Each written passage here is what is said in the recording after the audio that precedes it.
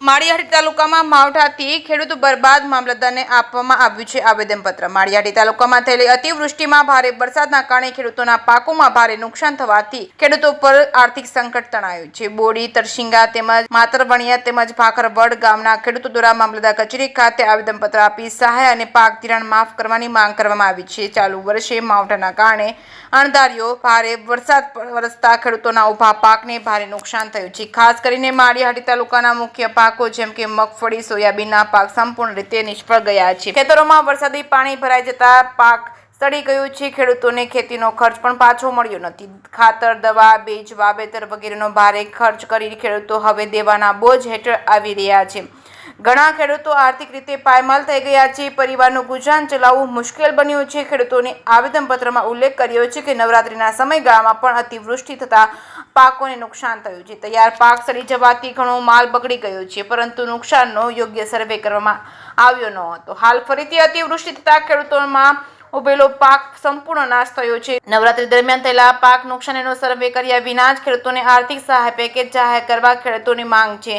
અસરગ્રસ્ત ખેડૂતોને રાજ્ય સરકારના નિયમો મુજબ યોગ્ય આર્થિક સહાય, પાક રાહત પેકેજ તાત્કાલિક મંજૂર કરવા ખેડૂતોની માંગ છે। સાથે જ પાક ધિરાણ માફી પણ રાજ્ય સરકારે તાત્કાલિક જાહેર કરવી જોઈએ તેવી માંગણી કરવામાં આવી છે। સતત અતિવૃષ્ટિ અને માવઠાના કારણે ખેતી ક્ષેત્રમાં મોટું નુકસાન થયું છે। જીવન માટે મુશ્કેલી ઊભી થઈ છે। જે સિંહ ગુજરાતી સાથે પ્રતાપસિંહ સુધિયા, માળિયાહાટીના।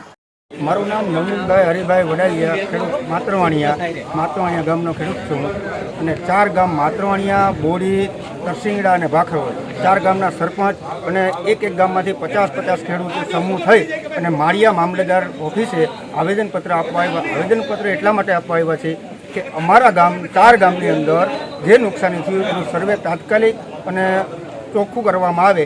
અત્યારે સર્વે જે થાય છે એ સર્વે એવી રીતે થાય છે, સરકારશ્રીને વિનંતી છે કે અમારા 4 ગામની અંદર જે ઊભી મગફળીનું વાવેતર થાય છે એ 1 મહિના પહેલાં જ્યારે આગતરો વરસાદ થયો છે નોરતામાં, ત્યારે એ મોસમ ચાલુ હતી અને તે પુષ્કળ પ્રમાણમાં નુકસાન વરસાદથી ને માવઠાથી થયેલું છે, બરાબર।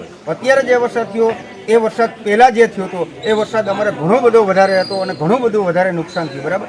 સરકારશ્રીના નિયમ મુજબ અત્યારે જે સર્વે કરવામાં આવે છે એ સર્વે કરવામાં હયાત જે નુકસાની છે કે કોઈ ખેડૂતના ખેતરમાં પાથરા, ભર કે નીરચારો જે બગડ્યો હોય એ જોઈ અને નિરીક્ષણ કરી અને સર્વે કરવામાં આવે છે। તો અત્યારે હયાત આ 4 ગામની અંદર હયાત નુકસાની તમને આંખે દેખાય એવી કોઈ નુકસાની સર્વેયરને દેખાતી નથી। એનું કારણ છે કે 1 મહિના પહેલાં જે ખેડૂતે જે મગફળી તૈયાર કરી અને વરસાદ થયો એ ત્યારે જોરદાર નુકસાન થઈ હતી, ત્યારે કોઈ સરકારના પરિપત્ર નહોતો કે કોઈ સરકારનો નિયમ નહોતો કે ત્યારે સર્વે કરવું। તો ખેડૂતે સર્વે કરવાની રાહ જોવાની 1 મહિના સુધી, તો ત્યારે કોઈ સરકારે ક્યાંય કોઈ જાતનું સર્વે કરવાનો ઉલ્લેખ કર્યો નહોતો।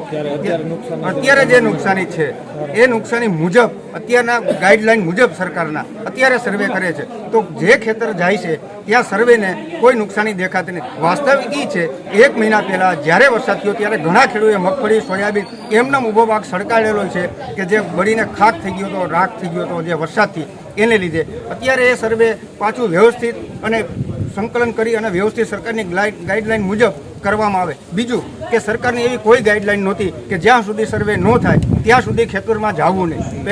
પહેલાં જે વરસાદ થયો હતો ત્યારે કોઈ સરકારની એવી કોઈ ગાઈડલાઈન નહોતી, એટલે ખેડૂતે એની રીતે કામ કર્યા અને જે નુકસાની હતી જેટલું હાથમાં આવ્યું એટલું બધું લઈ લીધું। ત્યાર પછી સરકારનો નિયમ આવ્યો કે હવે સર્વે કરો। તો ખેડૂતને શું 1 મહિનો રાહ જોવાની કે સરકાર પરિપત્ર આપે કે ગાઈડલાઈન આપે ત્યારે એનું સર્વે કરવાનું, ત્યારે પછી એને કામ કરવાનું ખેડૂતને? આ અમારી માગણી છે કે જે પહેલાં નુકસાન થઈ એને પણ આમાં સામેલ કરવામાં આવે।